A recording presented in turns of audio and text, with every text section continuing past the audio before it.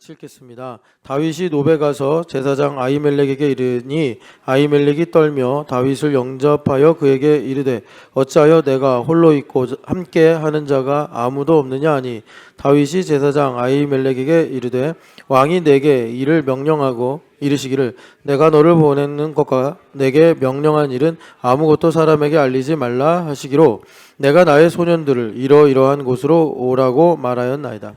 이제 당신의 수중에 무엇이 있나이까? 떡 5덩이나 무엇이나 있는 대로 내 손에 주소서 하니 제사장이 다윗에게 대답하여 이르되 무통떡은 내 수중에 없으나 거룩한 떡은 있나니 그 소년들이 여자를 가까이만 하지 아니하였으면 주리라 하는지라.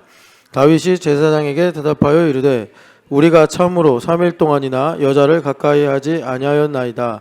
내가 떠난 길이 보통 여행이라도 소년들의 그릇이 성결하겠거든. 하물며 오늘 그들의 그릇이 성결하지 아니하겠나이까 하매 제사장이 그 거룩한 떡을 주었으니 거기는 진설병 곧 여호와 앞에서 물려낸 떡밖에 없었음이라. 이 떡은 더운 떡을 드리는 날에 물려낸 것이더라. 아멘.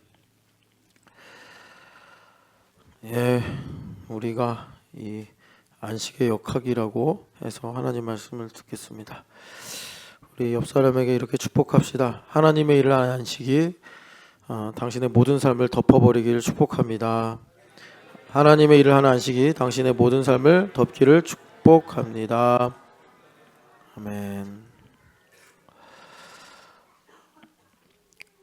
1부 때는 아히멜렉 이 스토리가 뭔가 좀 여러분 사실 이 기록된 사건이 우리가 지금 읽을 때 그렇게 중요하다고 보이지 않잖아요. 그냥 다윗이 도망가다가 잠깐 들려서 떡을 얻은 일인데 이거를 거의 심리적인 묘사까지 더해서 자세하게 기록을 함과 동시에 그리고 예수님께서 이 복음서에서 여러 말씀을 하셨는데 그 중에 유대인들 입장에서 가장 충격적이고 뭐라 그럴까요? 또 파격적인 말씀이 뭐냐면 안식일의 주인이다라는 말씀인데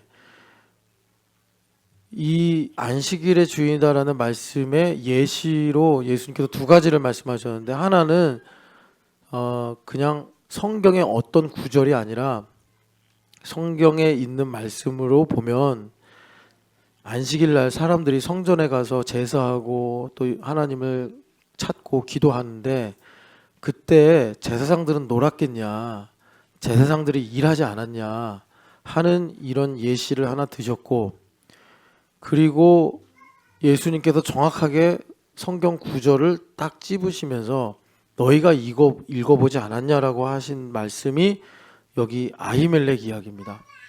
그래서 이 아히멜렉 이 사건은 성경 모든 말씀이 사실은 이게 법리로 연결되어 있어가지고 우리에게 가벼운 말씀은 전혀 없습니다. 그래서 예수님께서 율법의 1.1획도 틀리거나 사라지지 않고 반드시 이루어진다 이렇게 말씀하셨는데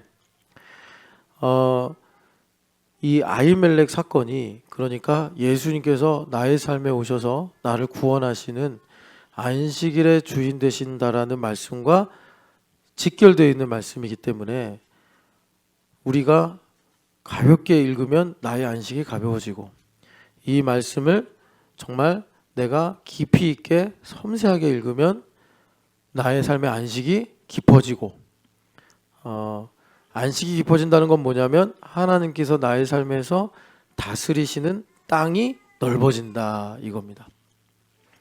하나님께서 안식을 땅의 이야기로 말씀하셨는데 가나안 땅을 차지하는 거란 말이에요. 그래서 여호수아서 이 중간 후반부를 보면은 에브라임 지파가 다른 땅을 달라고 하는 말이 나옵니다. 왜 그러냐 봤더니 자기들이 제비 뽑은 땅이 있는데 그 땅은 너무 그러니까 이제 개간이 안 돼서 온통 숲이고 그리고 거기에 사는 아모리인들이 너무 강해서 우리가 땅을 찾기가 어렵습니다. 그러니 다른 땅을 주십시오. 이제 그런 일화가 하나 나와요. 그랬더니 여호수아가 아니다. 너희는 큰 민족이기 때문에 그 땅을 충분히 안식하게 할 수 있다. 이렇게 축복을 합니다. 여러분들이 그 성경 앞뒤에 이스라엘 지도가 있는데 거기 보면 12지파의 이 땅 지도가 있는 경우가 있어요. 보면 여러분들이 익히 아시듯이 남유다 북이스라엘로 나눠서 이제 이스라엘이 국가 형태로 존재했는데, 그러니까 남유다를 보면은 유다 지파 하나밖에 없어요. 뭐 옆에 조그맣게 이제 베냐민 지파가 있긴 해요. 그리고 북이스라엘은 나머지 12지파가 다 이제 그러니까 땅 정복을 해서 차지한 곳입니다. 그런데 유다 지파 보면 좀 비정상적이게 보일 만큼 엄청난 땅을 크게 차지했는데, 그런데 여러분들이 또 더 좋은 지도를 보면은 지도에 뭐 이렇게 이제 그 땅의 특징, 그러니까 뭐 삼림이 있느냐 아니면은 그냥 광야 같은 땅이냐 이런 걸 색깔로 이렇게 구별하잖아요. 그래서 보통 이제 사람들이 살기 좋은 땅이 푸르르단 말이에요. 풀이 있고 나무가 있다 이런 거겠죠. 그런 땅들은 대부분 다 유다 지파가 있는 땅 위에를 차지합니다. 그래서 그 뭐 에브라임도 그렇고 에브라임이 제일 좋은 땅 가져갔고, 그리고 이방인들과 이렇게 이제 만나는 그 북부 그 경계선에 뭐 납달리 또 어디가 있나요? 뭐 하여튼 그런 이제 지파들이 이렇게 있고, 남유다, 유다가 그 규모 면적으로 보면은 남유다가 가지고 있는 땅하고 북이스라엘이라고 하는 나머지 지파들이 가지고 있는 땅하고 크기가 거의 비슷해요. 그런데 색깔을 가지고 비교하면 남유다는 그냥 황토색, 거의 다 이제 광야라는 거예요. 광야. 농사짓기 힘들고 양이나 소 먹이기 힘든 그런 땅이라는 거예요. 그런데 이제 그 땅들을 그러니까 남유다가 그만큼 정복을 한 거예요. 그런데 이들이 어떻게 정복했는지는 자세하게 나오진 않고 하나의 대표적인 이야기로 주님께서 말씀하시는데 그게 갈렙 이야기입니다. 그래서 아마 갈렙이 그런 구심점 역할을 하니까 북이스라엘의 대표라고 할 수 있는 에브라임이 지금 내가 뽑은 땅은 참 정복하기도 까다롭고 어려우니까 다른 땅 주세요. 이게 이제 에브라임의 스피릿이었다면, 그 유다의 스피릿, 신앙 고백은 뭐냐면 이 산지를 내게 주소서 이거였다는 것입니다. 남과 비교하면서 왜 내 인생은 이래요? 왜 나는 이런 걸 주셨어요? 이런 게 아니고 나의 인생을 두고 하나님께서 나를 값주고 사셨으니 이 산지를 내게 주소서. 이게 유다 지파의 신앙 고백이고, 그래서 결국은 그 땅의 차이가 나타난 것이더라. 성경에서 그렇게 보여주는 것입니다. 제가 왜 이 이야기를 드렸냐면 내가 안식의 말씀을 깊이 있게 보면 나의 삶에 안식의 영역이 넓어지고, 내가 안식의 말씀을 가볍게 보면 그만큼 하나님의 통치도 가벼워서 나의 삶에 안식의 영역이 좁아지더라 이거예요. 그러니까 가장 좁다라고 하면 뭐 교회 왔을 때라고 할 수 있고, 넓어진다 그러면 여러분들이 살아가는 모든 영역들, 그 영역들 중에서도 정말 여러분들도 가기 싫은, 뭐 만나기 싫은 사람이나 가고 싶지 않은 장소 뭐 이런 데도 있잖아요. 거기까지도 하나님 다스리셔서 하나님의 뜻이 이루어지는 영역이 되게 하시더라라는 것입니다.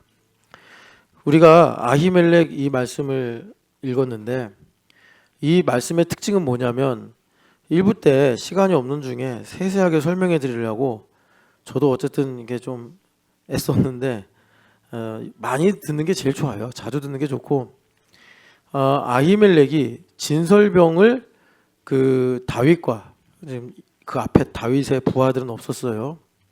다윗에게 진설병을 주었는데 이 진설병을 준 일이 일단 이 성경 본문에 의하면 하나님께서 아히멜렉아 내일 다윗이 올 터이니 다윗에게 진설병을 주어라 이렇게 명령을 했다 합시다. 만약에 뭐 21장 몇 절에서. 그래서 아히멜렉이 하나님 진설병은 제사장만 먹으라고 하셨는데 어찌하여 다윗에게 먹이라고 하십니까? 아니다, 내가 그렇게 하기로 했다. 그래서 먹였으면 뭐 그렇게 우리가 생각할 게 많지 않아요. 그런데 일단 아히멜렉이 다윗이 오리라는 걸 예상은 못한 게 확실한 게 떨었대잖아요. 1절에 아히멜렉이 떨며. 그러니까 다윗이 무서운 사람이라서 떤 게 아니라 갑작스럽게 닥친 거예요. 그런데 이 닥쳤을 때 이게 무슨 일인지를 아히멜렉이 알았다는 거예요. 그러니까 이 사람 지혜로운 사람이에요. 그러니까 무슨 말이냐? 그 다윗 시대에 이사갈에서 200명이 다윗을 도우러 왔다라고 역대상에 기록이 되어 있는데 그 이사갈의 200명은 어떤 사람들이냐? 시세를 알아서, 그러니까 이 하나님께서 이 땅을 다스리시는 이 통치의 이 뭐라 그럴까? 흐름을 알아서 이 사람들이 지금 내가 뭘 해야 될 때이냐, 뭐가 중요한 것이냐, 이것을 알 수 있는, 깨닫는 사람이더라. 그 사람들이 지도자다라고 성경에서 말씀해요. 아히멜렉이 그런 사람이에요. 흐름을 아는 거예요. 사울이 왕이긴 한데 지금 사울이 나는 새도 떨어뜨리는 그런 권력을 갖고 있지만 사무엘 선지자가 다윗에게 기름 부음으로 리얼리티로 보면은 다윗 왕이 왕이고 사울은 지금 왕에서 쫓겨난 상태구나. 아, 지금 세상에 한번 또 급하게 돌아가고 있구나. 하나님께서 이를 통해서 이스라엘을 구원하시고 복을 주시려고 하는구나. 그런데 여러분, 이제 이거는 21장에 나오지 않지만 아히멜렉이 누구의 자손이냐면 엘리 제사장의 자손이에요. 그러니까 여러분, 이 사무엘서가 시작이 될 때 한나 아줌마부터 시작을 해가지고 엘리 가문도 나오잖아요. 엘리 가문이 어떤 사람들이에요? 하나님을 그러니까 하나님을 경멸한 사건이 뭐냐면 엘리가 홈리 비나스를 혼내야 되는데 홈리와 비나스를 너무 사랑하는 거예요. 그래가지고 홈리와 비나스를 가르치지 못해. 그걸 하나님께서 뭐라고 그러셨냐면 나를 경멸한다 이러신 거예요. 그런데 이제 이게 안식과 반대되는 개념인데, 자, 엘리 입장에서는 홈리 비나스를 사랑해서 타이른 거죠. 얘들아, 그러면 안 된다. 엘리는 자기 자식을 사랑했다고 생각할 거예요. 그런데 알고 보면 그게 자기중심적인 생각이었기 때문에 오히려 홈리와 비나스를 죽이는 대로 몰고 간 거예요. 엘리 제사장이 엄격해서 회초리를 들고 왜 뒤돌아봐, 앞에 봐 하면서 가르쳤으면 홈리와 비나스 안 죽었단 말이에요. 예.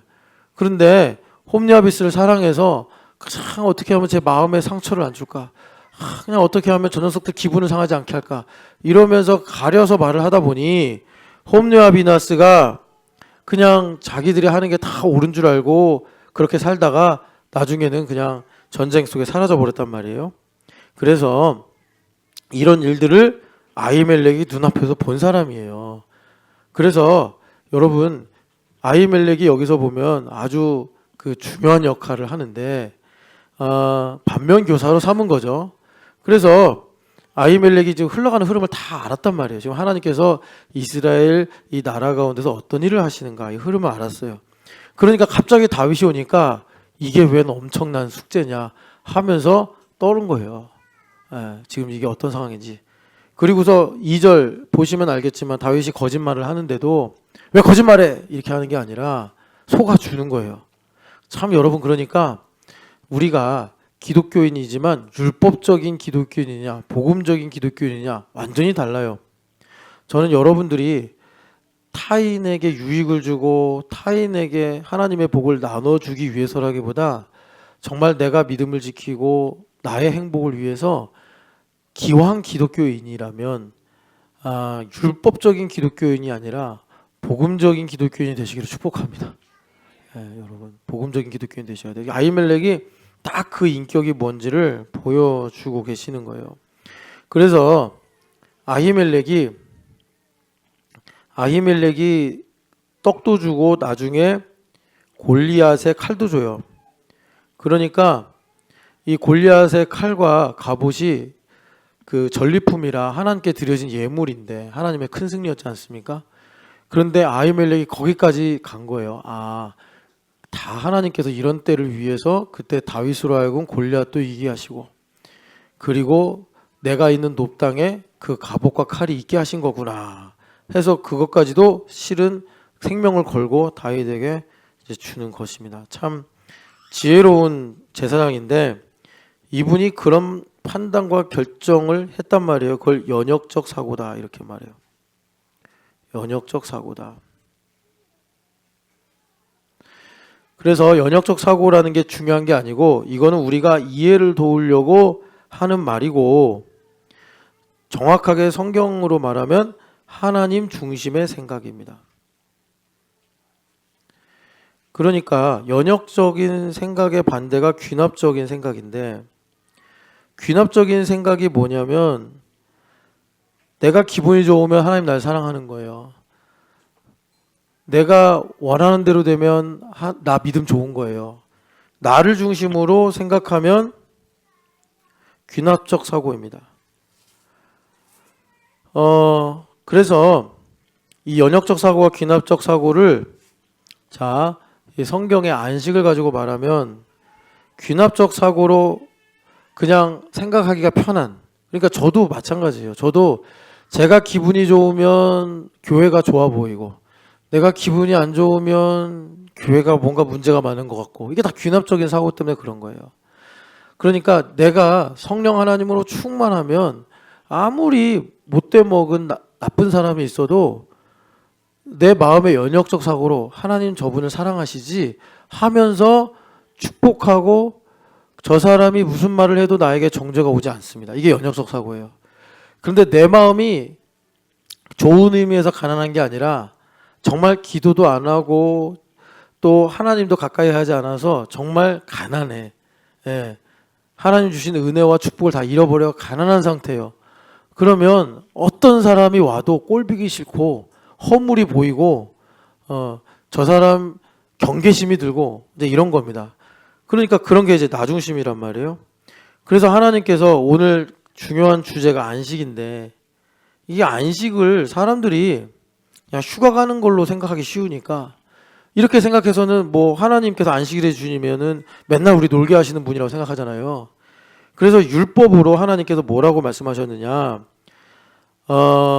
일곱째 날, 그러니까 7일이라는 사이클이 있는데 앞에 있는 6일은 수고해라 이렇게 말씀해요. 일해라 이 말이죠. 그리고 일곱째 날에 주님께서 안식해라 그런단 말이에요. 그래서 이걸 가지고 보면은 월요일부터 금요일까지 일을 하고, 아니지, 주일부터죠. 주일부터 기독 이제 그 주일 개념이 익숙하다 보니까 원래 처음이 주일이에요.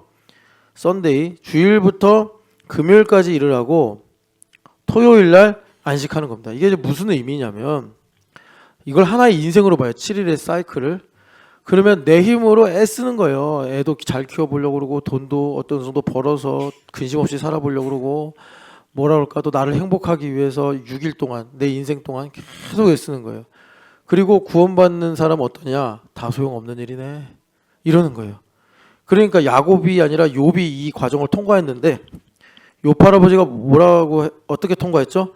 자기가 애쓰고 수고해서 애들도 지키고 자기 재산도 지키고 뭐 건강도 지켜봤는데 나중에 다 잃어버리신 다음에 하시는 말씀이 빈손으로 왔다 빈손으로 가는 거지 이러신단 말이에요. 이게 율법적으로 하나님께서 가르치시는 안식이다라는 것입니다. 그러니까 우리가 아브라함의 자손 구원받은 것이라는 사실을 전제하고 하나님께서 우리 인생의 목적이 하나님께 영광 돌리는 거예요. 하나님께 영광 돌리려면 반드시 안식해야 돼. 창세기 1, 2장에 나와 있잖아요. 안식 안 되면 창조가 완성이 안 된 거예요. 하나님의 일이 내 인생에 끝나지 않은 거예요. 그러니까 내가 안식을 해야 하나님께 영광 돌리는 건데, 그러니까 하나님은 어떻게든 반드시 안식을 가르쳐 주세요. 그래서 철야 때 나눴지만 역대하 36장 보면은 예레미야 입으로 하신 말씀대로 하나님께서 어떻게 했대요? 이스라엘 백성들을 강제로 바벨론으로 끌고 가서 땅이, 그러니까 이제 율법적으로 말하면 강제적 안식을 취한 거예요. 이스라엘 백성들이 없으니까 그 땅에 쉬는 거예요. 누가 농사를 짓나, 누가 뭐 거기서 가축을 키우나, 나무를 심나. 그러니까 땅이 자동으로 거의 반강제로 안식이 된 거예요. 이 메시지가 뭐냐?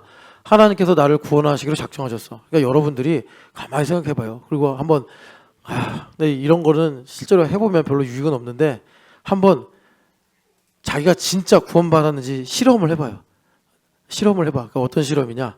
천국과 지옥은 없다. 천국과 지옥은 없다. 그래서 한번 정말 입으로 천국과 지옥은 없으니까 난 지옥 가도 괜찮다. 난 지옥 가도 괜찮다.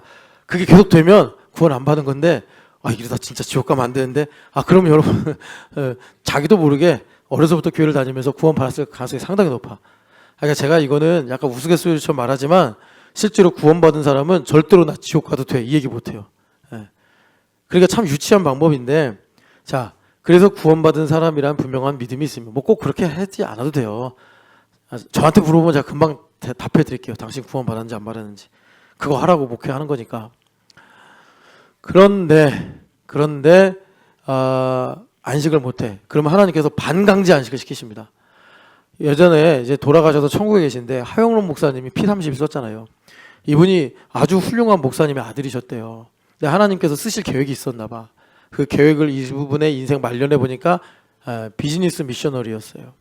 그래서 사업을 하면서 이렇게 많은 사람들에게 복음을 전하는 일을 하나님께서 이제 예정하셨는데 이분이 이제 사업을 잘하면서 성공을 한 거예요. 그러니까 하나님께서 계속 이렇게 냅두서는 비즈니스 미셔너리를 못하겠다 해가지고 하영록 목사님 심장에 문제가 생기게 해서 3년 동안 그냥 이 병원에 누워서 꼼짝을 못하게 하신 거예요. 뭐 심장 민감한 데니까.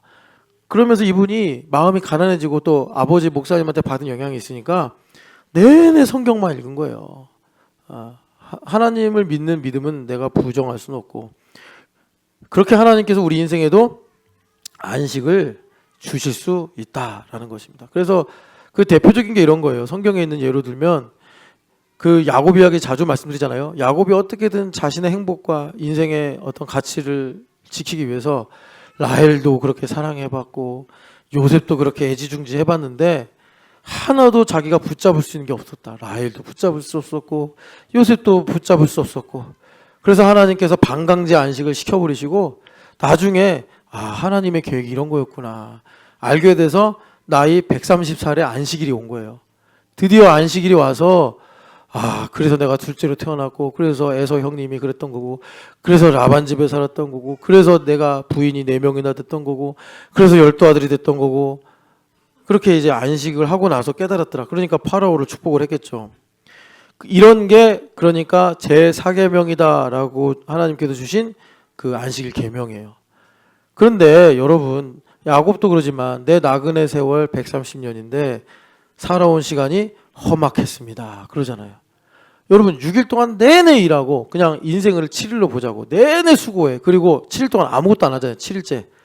가진 것도 없고 내가 할 수 있는 것도 없어. 그러면서 안식을 배우는 것보다 하나님께서 이제 하나님 중심으로 안식을 가르치시는데 이게 뭐냐. 자, 연역적 사고로 하는 거는 우리가 지금 주일부터 인생을 살잖아요. 이걸 성경에서 뭐라고 말하냐. 안식 후 첫날이다 이렇게 말해요. 그래서 여러분 복음서 마지막에 가면 예수님께서 안식 후 첫날에 살아나셨다 이렇게 말씀하잖아요. 그래서 구약시대 때는 여러분 여호와 증인은 이렇게 토요일날 지금도 예배하는데 우리는 토요일날 안 하고 주일날 주일 성수를 하는 겁니다. 그러니까 주일 성수를 한다는 건 뭐냐. 주일을 거룩하게 한다. 주일을 거룩하게 하는 게 뭐예요? 주일날 하나님을 가까이 하는 데만 투자한다 이거예요. 그러니까 한국교회 옛날에는 아침부터 저녁 7시 반에 저녁 예배까지 했던 거고, 좀 시대가 바뀌어가지고 이제 편의상 일찍 끝내고 집에 가자 뭐 이런 식으로 바뀌었는데, 여하튼 간에 주일날 안식을 하는 거예요. 안식일의 주인이신 예수님하고 가까이 하고, 그리고 시작되는 월요일부터 토요일까지 우리가 말하자면 에덴 안에서 사는 삶을 사는 건데, 살다 보면 잊어버리기도 하고 딴길로 가기도 해서 우리가 이 땅에 사는 동안 연습을 하는 거죠. 에덴 연습을 하는 겁니다. 에덴에 있다가 한 수요일쯤에 또 선악과 먹어. 쫓겨나가지고 주일날 다시 와. 언제까지 선악과를 먹고 살 건데. 자, 그래서 이렇게 바뀌었다는 거예요. 그래서 안식을 우리가 하잖아요. 이걸 이제 8일째란 말이에요. 8일째. 이 8일이 그 성경에서 되게 의미가 커요. 그러니까 하나님께서 우리에게 살게 하신 것은 8일입니다. 8일. 그래서 초막절이요. 여러분 6월절 무교절도 7일, 칠칠절도 7일인데 초막절은 8일이에요. 8일. 그래서 8일은 뭐냐면 뭐 하는 날이냐? 하나님의 통치 아래 들어가 사는 날이에요. 그러니까 이 날이 이제 에덴의 삶이 되는 것입니다. 이게 하나님 중심의 이 생각으로 우리가 사는 것이다라고 성경에서 말씀하는 거예요. 이거를 아비아달이 딱 보여주는 거예요. 그러니까 아비아달이 볼 때, 자, 다윗은 지금 사울 왕한테 쫓기고 있고, 다윗을 도와줬다가는 뭐 여러분 알겠지만 그 아비아달과 그 아히멜렉과 그 모든 가족이 다 죽잖아요. 사울의 폭정에 의해서. 그런 걸 다 알면서도 하나님 중심으로 그가 이제 이 진설병을 나누어 주는 일이 하나님 보실 때 적법하게 되었다라는 겁니다. 그러니까 여기서 포인트는 여러분 또 괜히 그러니까 성경을 잘 모르면서 오지랖을 피면 안 되는데 아니 그 여기 보면 아히멜렉이 자 다윗에게 떡을 안 주고 그리고 자기 몸과 가족을 지키기 아니야 이렇게 말하면 안 되지. 다윗에게 떡을 줘서 그 결과로 22장에 사울이 높당에 와서 다윗을 도와주었다는 이유로 아히멜렉과 나머지 모든 일가족을 다 죽여버린단 말입니다. 하나님, 아니 목사님 그러면 내가 하나님 중심으로 행했을 때 이런 일이 생기면 어떡합니까? 차라리 그냥 현실과 타협해서 다윗을 모른 채 하고 떡을 안 주면서 하는 것이 더 좋은 선택 아니겠습니까? 이런 억지스러운 가상의 스토리를 만들어서 하나님의 안식을 향한 나의 반감을 표출하지 마시고 여러분 이 아히멜렉은 사실 엘리 제사장 때 말하자면 파면된 제사장 가문이란 말이에요. 그래서 나중에 아히멜렉의 아들 아비아달이 아버지의 은혜로 제사장으로 한 번 더 섬길 수 있는 기회를 부여받았음에도 불구하고 솔로몬 때 줄을 잘못 서서 그러니까 아도니아 줄에 서서 반역을 가담해가지고 영원토록 이 라인이 제사장의 직분에 서지 못합니다. 그런데 아히멜렉 이 사람은 그 엘리 제사장 때의 이 모든 일들을 보고 반면 교사를 삼아서 이분이 참된 것이 무엇인지를 분명히 알아서 제사장으로서의 직분을 감당한 것이 바로 진설병을 다윗에게 준 것이다. 그래서 중요한 건 뭐냐면 여기 아히멜렉 스토리를 통해서 하나님께서 주신 것이 뭐냐면 안식을 통해서 우리가 인생을 잘 살아야 되거든요. 잘 살아야 돼요. 그게 뭐냐? 우리가 내가 열심히 하고 내가 뭐 지혜롭게 하고 하면은 인생이 잘 풀릴 거라고 생각하는데 세상이 그렇게 만만한 것이 아니잖아요. 뭐 나만 똑똑하고 나만 열심히 있는 게 아니니까 하나님께서 우리 인생에서 정말 복되게 살아가는 방법으로 주신 것이 적법입니다.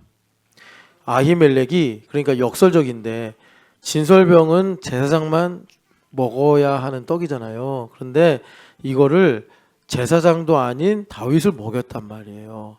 그러면 이건 불법이란 말이에요. 불법. 그런데 예수님께서 마태복음 12장 그 1절부터 8절을 보면은 아히멜렉이 다윗에게 이 떡을 먹이지 않았냐.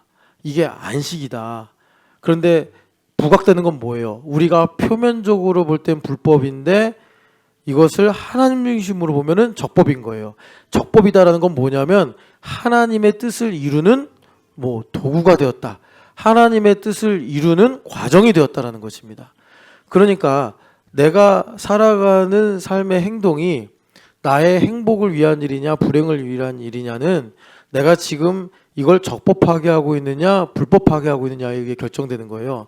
우리는 세상에 살면서 내가 열심히 하고 똑똑하게 선택하고 내가 뭐라 그럴까 잘하면 이런 일들이 나의 행복을 위해서 잘 되겠지라고 하는데 하나님께서 성경을 통해서 가르쳐 주시는 것이 세상은 하나님이 만드셨고 하나님께서 다스리시고 그래서 하나님의 계획이 있고 하나님의 목적이 있다. 너희가 이 하나님 하시는 일에 편승을 해서 살아야지 이 땅이 영원한 곳은 아니지만 이 땅에 살면서 하나님의 은혜의 공급을 받으며 살 수 있다. 그렇기 때문에 우리가 하나님의 경륜에 편승해서 사는 것이 뭐냐면 적법한 일인데 그걸 오늘 우리에게 예수님의 이름으로 주셨단 말이에요. 예수님의 이름으로 주셨는데 지금 아히멜렉을 통해서 아히멜렉이 분명히 율법, 그것도 율법 중에 토라에 기록이 된 그 계명을 어기고 다윗에게 진설병을 주는데 이 진설병을 주는 일이 불법이 아니라 적법이 된 것을 하나님께서 우리에게 역설적으로 강조하시면서 너희가 이렇게 안식에 살아야 된다라고 말씀하시는 거예요. 자, 그러면 여기서 중요한 건 뭐냐면 아히멜렉이 이렇게 다윗에게 떡을 주는데 이 떡을 주는 일이 그러니까 하나님께 기도해서 환상이나 꿈으로 응답을 받은 것이 아니라 다윗이 갑자기 찾아왔을 때 아히멜렉이 생각을 하고 판단을 하고 결정을 해서 행동한 것이란 말이에요. 하나님께서 그 아히멜렉의 생각과 판단과 결정을 적법하다고 인정하셨다는 사실이 상당히 중요해요. 그러니까 여러분 그러니까 지금 제가 말씀을 드린 아히멜렉이 결정하고 그리고 생각하고 판단하고 결정한 이것, 다윗에게 지금 그 과정을 보여주는 것이 너와 너의 소년들이 여자를 가까이 했느냐 이런 말을 하면서 조건부를 달아가지고 다윗에게 합법적으로 적법적으로 이 떡을 주는 거 아닙니까? 그런데 그 과정이 뭐 아히멜렉이 대제사장이기 때문에 누구한테 물을 수도 없어요. 지금 당장에 자기가 대제사장인데 자기가 일반 사람이면 제사장이나 대제사장한테 물어보고서 답을 듣겠는데 그럴 수도 없고 지금 상황에서 어디 가서 사무엘 선지자를 찾아가가지고 떡을 줄까요 말까요? 그러다가 보면 다윗은 죽어버릴 텐데 죽을지도 모르는데 어떻게 하겠어요? 그러니까 이분이 이 스스로 지금 이 짧은 순간에 생각하고 판단하고 결정해서 행동을 하는데 이것을 하나님께서 적법하게 여겼다라는 것입니다. 이게 자유란 말이에요. 이게 자유. 예. 우리가 결정하고 행동해서 하나님 뜻대로 하는 것을. 그런데 그러면 우리가 내가 원하는 대로 내가 보기에 옳은 대로 행동하면 하나님께서 그걸 적법하게 인정하시느냐? 그게 아니라 여기서 중요한 한 가지 개념이 나오는데 이것 때문에 여기 등장인물이 아히멜렉이 된 거예요. 아까 말씀드렸잖아요. 아히멜렉은 그러니까 엘리 가문의 라인이에요. 이미 엘리 때 하나님께서 내가 그 제사장 가문을 버렸다라고 말씀하셨단 말이에요. 그럼에도 불구하고 아히멜렉이 지금 하나님의 대제사장으로서 적법하게 행동하는 걸 보여주신단 말이에요. 그건 여기에서 무슨 의미를 우리에게 주냐면 아히멜렉이 자기 할아버지, 자기 조상에 비해서 분명한 차이가 있는데 성실함입니다. 성실함. 그러니까 이거 행간에 녹아있는 얘기인데 자기의 바로 윗세대인 엘리가 하나님 앞에 불성실했단 말이에요. 그러니까 불성실한 내용은 뭐냐면 그 홈리와 비나스를 혼내지 않은 거죠.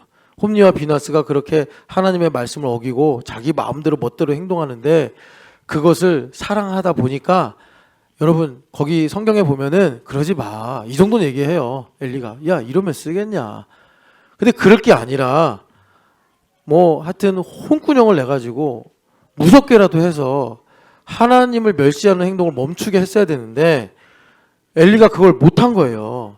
그걸 하나님께서 오늘 이 아히멜렉하고 비교하면 불성실한 거 본 거죠. 그러니까 여기서 성실함은 우리가 일상을 살면서 지각을 안 하고 시간 계획을 잘 지키는 그런 성실함이 아니라 나답과 아비후가 하나님 앞에 분향할 때 다른 불을 들여서 그 불이 나답과 아비후를 삼킨 일이지 않습니까? 그 불의 문제로 성실한 겁니다. 그러니까 하나님 중심으로 이분이 조상들의 이런 모든 과거의 사건들을 통해서 반면교사를 삼아가지고 지금 떨리고 두려운 상황에서도 하나님께서 어떤 계획과 뜻을 가지고 움직이시는지 스스로 판단해서 결정을 했는데 그것이 지금 우리가 볼 때 불법한 일인데 하나님께서 그것을 예수님의 입술을 통해서라도 적법하다라고 지금 인치시잖아요. 그러니까 얼마나 중요한 사건이에요. 하나님께서 그렇게 하셔서 나의 삶의 불행을 행복으로, 나의 삶의 슬픔을 기쁨으로, 나의 삶의 가난을 부요함으로, 나의 삶의 죽음을 생명으로 바꾸길 원하신다는 것입니다. 자, 불법이 뭐예요? 슬픔, 두려움, 죽음, 가난, 이게 불법이란 말이에요. 그런데 하나님께서 나의 판단과 생각과 결정에 기름 부으셔서 지금 아히멜렉이 떡을 제사장이 아닌 다윗에게 먹이듯이 나의 삶에 이런 이게 하나님의 자녀라는 입장에서 볼 때 이 슬픔, 두려움 이런 모든 것들을 그러니까 뒤집으셔서 적법한 일로 바꾸길 원하시는데 그게 어디로부터 오느냐? 하나님께서 명하신 불에 대한 성실함으로 온다. 주님께서 우리에게 말씀하시는 거예요. 그러니까 이 성실함이 뭐냐면 여러분 이거 되게 중요한 주제인데 하나님께서 되게 약속을 주시잖아요. 그런데 약속은 변하지 않죠. 약속은 변하지 않아요. 그런데 상황은 변해. 그러니까 내가 약속을 받을 때 분명히 좋았거나 기뻤거나 그래가지고 아멘을 한단 말이에요. 그러니까 하나님께서 계약이 성립됐음 이러신단 말이에요. 그게 이제 언약 관계예요. 그런데 환경이 바뀌어서 뭐 안 좋아지기도 하고 그 약속을 믿는 걸로 인해 손해 보기도 하고 아니면은 약속을 믿고 제법 내가 잘 살았다고 생각했는데 약속이 이루어지기는커녕 오히려 삶은 반대로 가면서 아득해지는 것 같은 상황에서도 그 로마서 8장의 로마서 4장의 아브라함의 믿음을 가지고 아브라함의 몸이 죽은 자 같고 아브라함의 몸이 돌과 같이 되었어도 아브라함이 당연히 의심할 만한데 절망할 만한데도 불구하고 오히려 절망하거나 의심하지 않고 하나님을 믿고 찬양하여 영광을 돌렸느니라 이렇게 말씀한단 말이에요. 요게 성실함이요. 여러분 이제 아시겠죠? 아히멜렉이 그렇게 살아온 거예요. 여러분 우리가 그런 개념 그런 믿음 없이 그냥 사는데 어느 날 갑자기 다윗 같은 문제가 찾아와요. 그럴 때 우리가 이렇게 행동하겠어요? 예? 정신없고 혼란스러워가지고 막 낙심하고 뭐 하나님 나한테 왜 이러십니까? 이러든지 아니면은 어쨌든 좀 목숨을 연명해봐야겠다 해가지고 쓸데없는 짓 하다가 또 오히려 우리가 손해를 보겠죠. 그러니까 이 성실함이 중요한데 자 역대상 36장 보겠습니다. 역대상 36장 역대상 36장을 보시면 여러분들이 이제 역대상을 쭉 읽으시다가 많은 이야기가 있구나. 근데 그 모든 이야기에 결론이 모이는 지점이 있어요. 거기가 36장 말씀인데 36장 21절입니다. 역대하 36장 21절 말씀인데 같이 읽겠습니다. 이에 토지가 황폐하여 땅이 안식년을 누린같이 안식하여 70년을 지냈으니 여호와께서 예레미야의 입으로 하신 말씀이 이루어졌느니라. 아멘. 자, 그러니까 여기 이제 안식의 내용이 나오지 않습니까? 그런데 이 안식의 내용이 예레미야의 입으로 하신 말씀대로 되었더라라고 말씀하세요. 여기서 상당히 중요한데 여러분이 이 입으로 하신 말씀이다라는 뜻이 뭐냐면 엘리야가 그 열왕기상 17장에 등장하는데 갑자기 나타나요. 아합 왕가가 막 여러 가지 나쁜 짓을 하는데 갑자기 혜성처럼 하늘을 가르면서 엘리야가 등장을 해가지고 무슨 말을 하냐면 내 말이 다시 없으면 그러니까 이슬도 비도 이 땅에 내리지 않을 것이요 이런 말을 합니다. 그게 무슨 뜻이냐면 성경 말씀에 하나님께서 이스라엘 백성들이 불순종하고 우상 숭배를 하면 그러니까 하늘에서는 먼지 땅은 처리된다 이런 말씀이 있어요. 그러니까 기근이 임한다는 거죠. 그런데 그 말씀을 누구나 읽을 수 있었는데 엘리야가 그 말씀을 읽고 믿어진 거예요. 믿어져서 하나님께서 우상 숭배로 계속 하나님으로부터 멀어지는 이스라엘 백성들을 구원하시기 위해 그냥 이스라엘 백성들을 정죄하고 이스라엘이 나쁘다라고 생각하고 아합을 미워해서 엘리야가 뭐 이게 띠두르고 가가지고 망해라 죽어라 이게 아니고 하나님 헤세드하고 마음이 닿아야 돼요. 그래서 엘리야가 정말 이스라엘을 사랑하시고 구원하시길 원하시는 하나님의 마음을 담아서 정말 이들을 구원하시기 위해서 하나님께서 이 레위기나 신명기에 약속하신 대로 우상 숭배나 또 하나님 앞에 불순종을 하면 기근을 내리셔서라도 이 백성들이 회개하고 우상 숭배에서 돌아오게 하시겠구나라는 믿음이 생겨서 데모하는 게 아니에요. 그래서 복음으로 내 말이 다시 없으면 비와 이슬이 다시 내리지 않을 것입니다 라고 말을 한 거예요. 그러니까 그 말을 듣고 천지가 반응을 해서 여러분 우리가 아는 것처럼 3년 6개월 동안 비가 안 내린 거예요. 이 사실은 우리한테 상당히 중요한데 왜 그러냐면 하나님께서 지금 그 안식의 역학이라고 하지 않습니까? 이 역학으로 우리의 삶을 다스리시고 인도하시기 때문에 그래요. 자, 예레미야로 돌아와서 예레미야의 입으로 하신 말씀대로 70년 동안 이스라엘 땅이 안식을 했다라고 말씀을 합니다. 자, 어디를 보시냐면 예레미야서 23장을 보겠습니다. 예레미야서 23장 말씀. 예레미야서 먼저는 25장 읽어보실까요? 25장. 예레미야서 25장을 보시면 예레미야 선지자가 이런 말씀을 합니다. 예레미야 25장을 보시면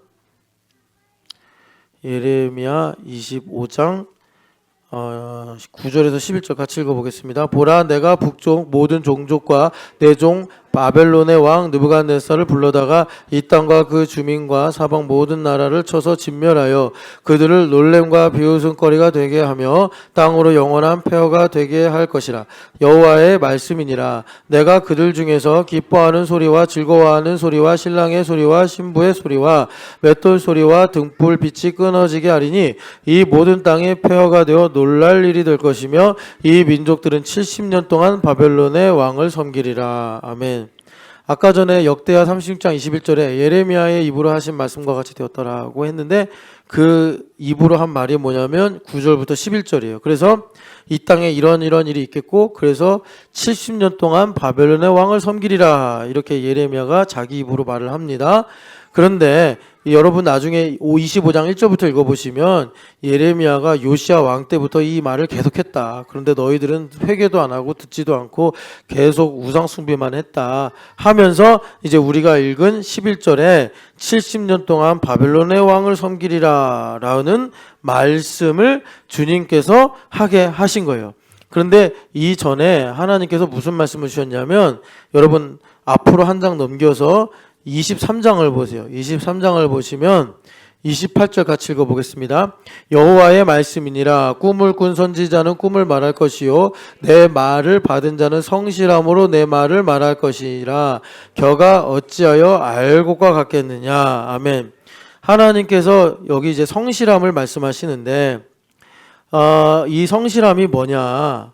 자, 그러니까 무슨 말이냐면 원래 선지자들은 이제 말씀을 믿고 기도하다가 하나님께서 그 발람 선지자 같이 환상으로 꿈으로 계시를 주셔가지고 말을 하게 하셨단 말이에요.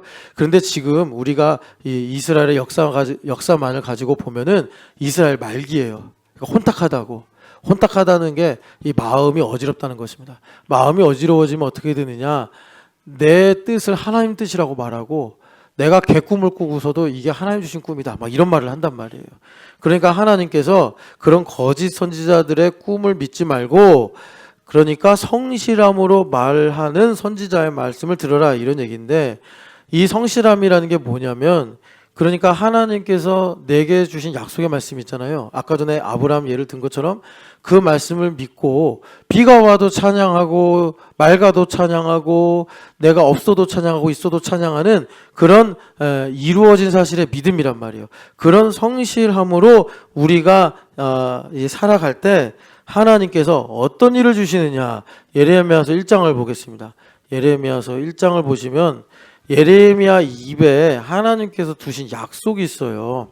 약속이 있는데 자 뭐라고 약속하셨냐면 1장 9절 10절입니다. 여호와께서 그의 손을 내밀어 내 입에 대시며 여호와께서 내게 이르시되 보라 내가 내 말을 내 입에 두었노라. 보라 내가 오늘 너를 여러 나라와 여러 왕국 위에 세워 내가 그것을 뽑고 파괴하며 파멸하고 넘어뜨리고 건설하고 심게 하였느니라 하시니라. 아멘. 예레미야가 선지자로 부름받았는데 하나님 나는 어린아이라 말을 못합니다 막 이렇게 했어요. 모세 선생님처럼 보낼 만한 사람 보내소서 했더니 하나님께서 이사야 선지자한테 하셨던 것처럼 입에다 뭘 갖다 대시는데 이사야 선지자에게는 천사를 시켜가지고 이 제단에 숯불을 대셨다면 예레미야에게는 하나님께서 직접 와 손이 어떻게 손이 닿았지? 내가 예수님 손일 거야 아마 예수님의 손으로 딱 예레미야 입에 대신 거예요. 그러면서 내 말을 너의 입에 두었노라. 그런데 너의 입에 둔 내 말이 어떤 거냐. 이것이 이제 이사야서 55장 10절 11절 말씀과 통하고 우리 신촌연합교회가 청년들 캠퍼스 부흥을 위해 기도하는데 그 기도하는 바 하나님께서 청년들을 부흥시킬 때 척추 같은 말씀이 뭐냐면 내 입에서 나간 말은 비와 눈이 땅을 내려 적시고 사라지지 아니하고 파종하는 자에게 종자를 주며 양식을 먹는 자에게 먹을 것을 주는 것처럼 내가 보낸 일을 반드시 기쁘하고 형통하게 이루리라 하신 것처럼 그 말씀의 기상이 높아질 때 청년들이 교회로 몰려와서 뭐 클럽에 가는 것이 아니라 뭐 또 취업 전선에 나가서 내 인생이 어떻게 되느냐 그런 것이 아니라 이 교회의 문정성실을 이루면서 어떻게 하면 내 인생의 의미를 찾고 어떻게 하면 여기서 내 인생의 해답을 찾고 어떻게 하면 내가 예수님을 믿어서 내 인생이 역전될 것인가 그런 이제 부흥이 일어난단 말이에요. 하나님 입에서 나간 말씀이 역사할 때. 그런데 그것을 지금 예레미야 선지자를 통해서 지금 하시는데 여러분 이 입에 주님께서 숯불을 대셨다 혹은 입에 하나님의 손을 대셨다. 이 말씀이 상당히 우리한테 중요한 겁니다. 그러니까 이사야 선지자가 입술에 제단 숯불로 대시고서 이사야의 입술에 제단 숯불을 대시고서 이사야에게 일어난 변화가 뭐냐면 이사야가 말만 하면 어떻게 되죠? 안 믿어요. 참나. 아니 말을 하면 믿어야 되는데 하나님께서 그러신 거예요. 내가 이 백성의 눈을 가리고 귀를 가려서 혹시라도 듣고 고침을 받을까 하였노라 하시면서 하나님께서 그런 섭리를 베푸시는 것은 남은 자들을 모으기 위함이다. 이렇게 말씀하셨고 그리고 여기서는 하나님께서 제단 숯불보다 더 거룩하다고 할 수 있죠. 하나님의 손이니까 손을 입에 딱 대시면서 하신 말씀이 뭐냐면 너가 하는 말을 통해서 나라가 망하기도 하고 나라가 세워지기도 한다. 이런 말씀 하시는 거예요. 그런데 여러분 그래서 하나님께서 아까 말씀드린 대로 우리한테 성실함을 말씀하시는 거예요. 자, 그래서 우리가 알아야 되는 게 여러분 예레미야만 이런 게 아니라 여러분 제발 이거를 수건을 얼굴에 가리고서 아까 전에 우리가 성찬식 할 때 제가 잠깐 이제 봉독한 성경 있잖아요. 수건을 가리고 보지 말고 수건을 벗기라고. 이 말씀이 나한테 하시는 말씀이란 말이에요. 칼빈 선생님이 위대한 게 왜냐면 나를 알면 하나님을 안다 그랬단 말이에요. 그게 무슨 말이냐면 이 성경 말씀은 다 예수님을 향한 말씀이고 예수님 내 안에 오셨기 때문에 이 모든 성경 말씀은 나를 향한 말씀이에요. 그러니까 오늘 우리가 예수님의 이름으로 말씀을 들으면 하나님께서 내 입술에 이 손을 대시고 내 입에서 나가는 말을 통해서 하나님께서 나라를 뽑기도 하고 나라를 세우기도 하신다라는 것입니다. 그래서 주님께서 우리에게 성실을 요구하시는데 그 성실이 뭐냐? 내가 예배 시간에 지각을 안 하고 성실하게 봉사하고 내가 애쓰고 하는 게 성실이 아니라 이 성실은 이제 한글로 성실이라고 번역이 돼서 그런데 예수 그리스도예요. 예수님을 믿는 믿음이에요. 예수님을 믿는 믿음만이 비가 오나 눈이 오나 내가 기분이 좋으나 안 좋으나 하나님 앞에서 신실하게 살아가는 길이 되시는 거지 내가 뭐 기도를 정한 시간에 열심히 하고 내가 예물생활 열심히 하고 그게 아니에요. 그러니까 여러분 꼭 이거를 마음에 두시기 바랍니다. 예수님의 다른 이름은 성실합니다. 그래서 여러분 주님께서 자 우리에게 복을 주시려고 하는 그 근거 하나님께서 우리에게 복을 주시는 방법인데 여러분 하나님은 크신 하나님이란 말이에요. 그러니까 하나님 전범희 집사님이 하나님 저 복되게 해주세요. 뭐 자녀의 복을 구하든지 남편의 복을 구하든지 아니면 뭐 또 이제 뭐라 그럴까요? 또 인생의 복을 구하든지 뭐 복을 구해요. 그러면 하나님께서 전범희 집사님 기도에 응답을 하시려면 여기 말씀대로 그 스케일이 나라를 뽑기도 하고 나라를 세우기도 하시고 이런 스케일로 하나님께서 통치와 섭리를 베푸셔서 전보미 집사님이 만약에 하나님 아버지 나에게 맡겨주신 이 자녀들이 하나님의 기업이 되어서 주님의 나라의 명예가 되기 원합니다. 그 기도가 이루어지는 거란 말이에요. 그런데 전보미 집사님이 그릇이 좁아가지고 하나님 담비 좋은 대학만 가게 해주시면 됩니다. 하나님 보배가 건강하기만 하면 됩니다. 하면 안 된다고. 하나님하고 이게 맞지 않는단 말이에요. 그래서 마태복음 12장을 가서 보겠습니다. 마태복음 12장을 보면은 여러분 있잖아요. 우리가 이게 신앙생활을 오래 하면서 오래 한 건 좋은데 별로 하나님 날 안 사랑하는 것 같아. 여러분 그런 느낌 아세요? 오래오래 신앙생활 했는데 하도 이게 참 개인적인 얘기인데 이미 다 아시니까 우리 성원이가 지난번에 체육대회를 하는데 그렇게 100팀이 이기게 달라고 처음부터 모든 종목 할 때마다 기도를 했대요. 성원이가. 그래가지고 성원이가 오은유한테 그냥 복날 못 끌려가듯이 끌려갔댔잖아요. 울었어요. 막 분노를 막 삼키면서 왜 나를 이렇게 낳으셨나요? 성원이가 막 울고. 그런데 마지막 릴레이 때 하나님께서 드라마를 보여주셨는데 오은유가 한 1, 2m, 한 2, 3m 앞서가고 있었거든요. 근데 성원이가 뒤에서 막 달리기 시작하더니 그러니까 하나님께서 다 소는 소대로 뭐 새는 새대로 물고기는 물고기대로 다 그렇게 만드신 거예요. 소가 날지 못한다고 우울하면 어떡합니까? 그죠? 새가 말이죠. 헤엄을 못 친다고 낙심하면 어떡해요? 그죠? 성원이에겐 빠른 다리를 주신 거예요. 그래가지고 온유를 역전했어요. 다 이루었다. 그런데 100팀이 졌어요. 그러니까 성원이가 그때부터 또 고민이 생긴 거야. 하나님 계신 건가? 하나님 안 계신 건가? 내가 지금 거짓신을 믿고 있는 건가?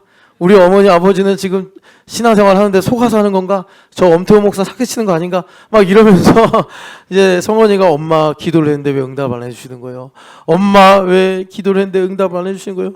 나는 진짜 100팀 이기도록 처음부터 마지막까지 계속 기도를 했단 말이에요. 내가 그래서 릴레이도 이겼잖아요. 근데 엄마 왜 100팀을 버리셨나요? 하나님께 이렇게 이제 성원이가 퀘스천 마크가 생긴 거예요. 그랬더니 듣고 있던 아버지가 하나님은 기도 안 들어주시라! 그랬대요. 이건 또 뭔 소리가? 그리고 즐겁게 캠핑을 갔다 왔다는 거 아닙니까? 근데 아이들이 여러분 질문할 때 신학적 질문을 하는 거는 내가 알든 모르든 최선을 다해서 가르쳐야 돼요. 최선을 다해서. 제가 어떤 분한테는 이런 질문도 받았어요. 얘가 천국과 지옥을 이제 믿기 시작한 거예요. 그러니까 아빠한테 물었대요. 아빠, 그러면 천국에서 지옥이 보여? 그랬더니 아빠가 이렇게 보면 보일지도 몰라. 이렇게 얘기했대요. 그러면 보다가 떨어질 수도 있겠네. 그 조심해야 돼. 그러면 보면 안 되겠다. 그런 여러분 그렇게라도 답을 하셔야 돼. 그렇게라도 성경 읽어봐 이러면 안 돼요. 그러니까 제가 이제 무슨 말씀을 드리는 거냐면 우리가 하나님 나를 얼마나 사랑하는지 우리식으로 표현하면 자존감을 잃어버리면 안 돼요. 하나님은 우리를 얼마나 사랑하시냐면 나의 입에 하나님의 말씀을 두시고 내가 하나님과 언약 관계 속에 있을 때 내가 하는 말이 매우 개인적이고 은밀하다 하더라도 그 말을 통해서 나라를 파멸시키시고 세우기를 원하신다. 다른 말로 하나님께서 그토록 찾는 한 명의 영혼을 구원하기를 원하신다라는 거예요. 하나님은 그렇게 나를 매우 존귀하게 매우 아름답고 매우 그러니까 명예롭게 사랑하시는데 내가 내 인생의 땅의 일로 인해서 섭섭하고 낙심하고 여러 가지 부정적인 생각이 겹쳐서 하나님을 내가 제한해버리면 결국 우리가 이제 구원받는 건 최종적으로 천국에 들어가서 안식하는 거잖아요. 그 안식을 가는 여정에 있어서 제4계명의 율법적 안식의 삶을 살든지 아니면 내가 부활하신 예수님을 믿고 그 부활로 시작을 하는 안식으로 시작을 하는 인생을 살든지 이게 이제 나눠진다라는 것입니다. 그래서 여러분 내가 무슨 대통령도 아니고 우리나라 대통령 돼봐야 미국이 꿈쩍하겠습니까? 중국이 꿈쩍하겠습니까? 참자 우리나라 되게 이상하잖아요. 얼마 전에 콜드플레이가 왔는데 이 콜드플레이가 이런 생각을 했다라고 하면서 누가 이렇게 기사화했더라고. 보니까 이 나라는 우리가 올 때마다 왜 지도자가 없나요? 원래 이 나라는 대통령이 없는 나라인가요? 이런 식으로 이렇게 이제 사람이 그려놓은 걸 봤어요. 그러니까 참 희한한 나라에 살고 있는 거예요, 우리나라는. 근데 여러분 우리 하나님께서 우리를 얼마나 사랑하고 아끼시냐면 우리가 지위가 있거나 능력이 있거나 힘도 없는데 그런 것도 아닌데 하나님께서 나를 사랑하신다는 이유만으로 완전히 편애하시는 것처럼 내 입으로 하는 말을 통해서 하나님께서 나라와 열방을 다스리심으로 나에게 복을 주길 원하시고 그러니까 오늘 나의 이 한 컵의 복은 나 혼자만의 복이 아니라 하나님께서 열방 가운데 흩어진 당신의 자녀를 찾으시는 그 뭐라 그럴까요? 바다와 같은 은혜라 이것입니다.